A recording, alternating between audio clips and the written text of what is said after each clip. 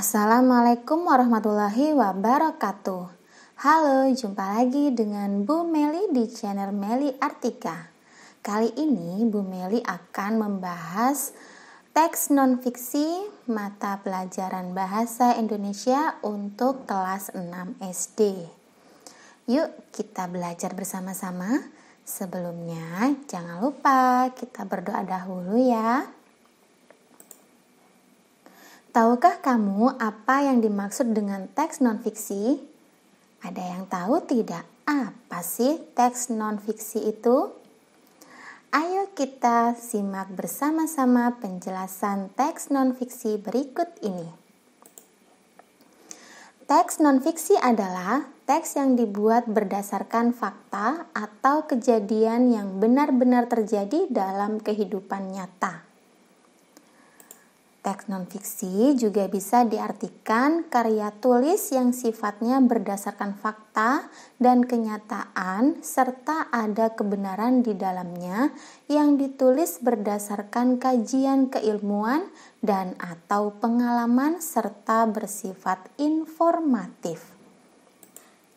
Teks non-fiksi juga bisa diartikan tulisan berbasis data dan fakta sebenarnya disajikan dengan gaya bahasa formal atau non-formal berupa argumentasi, eksposisi, atau deskripsi. Dengan kata lain, teks non-fiksi itu bersifat faktual. Dalam teks non-fiksi terdapat informasi-informasi penting yang dapat kita jumpai. Kita dapat menemukannya dengan membaca teks tersebut dengan saksama. Nah, bisa kalian simak ya, di sini ada contoh teks non-fiksi. Bu Meli mengangkat sebuah judul Sejarah Monumen Nasional. Monumen nasional atau yang populer disingkat dengan Monas atau Tugu Monas adalah monumen peringatan setinggi 132 meter atau 433 kaki yang didirikan untuk mengenang perlawanan dan perjuangan rakyat Indonesia untuk merebut kemerdekaan dari pemerintahan kolonial Hindia Belanda. Pembangunan monumen ini dimulai pada tanggal 17 Agustus 1961 di bawah perintah Presiden Soekarno dan dibuka untuk umum pada tanggal 12 Juli 1975. Tugu ini dimahkotai lidah api yang dilapisi lembaran emas yang melambangkan semangat perjuangan yang menyala-nyala. Monumen nasional terletak tepat di tengah lapangan Medan, Jakarta Pusat.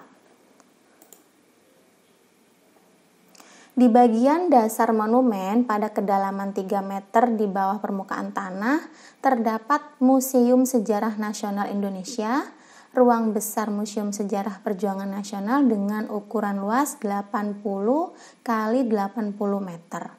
Dapat menampung pengunjung sekitar 500 orang. Ruangan besar berlapis marmer ini terdapat 48 diorama pada keempat sisinya dan 3 diorama di tengah, sehingga menjadi total 51 diorama.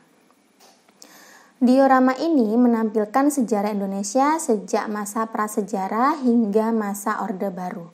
Diorama ini dimulai dari sudut timur laut bergerak ke arah jarum jam menelusuri perjalanan sejarah Indonesia. Mulai masa prasejarah, masa kemaharajaan kuno seperti Sriwijaya dan Majapahit, disusul masa penjajahan bangsa Eropa yang disusul perlawanan para pahlawan nasional pra-kemerdekaan melawan VOC dan penjajah Hindia Belanda. Nah, itu tadi adalah arti dari teks non-fiksi beserta contohnya. Berikut adalah soal untuk kalian. Jawablah pertanyaan-pertanyaan di bawah ini dengan tepat. 1. Menurutmu apa yang dimaksud teks non-fiksi? 2. Apa sifat yang mendasari teks non-fiksi? 3. Apa gaya bahasa yang digunakan dalam teks non-fiksi? 4. Apa yang kita jumpai dalam teks non-fiksi? 5. Bagaimana cara menemukan informasi dalam teks non-fiksi? Nah, itu adalah soal yang harus kalian kerjakan ya anak-anak hebat.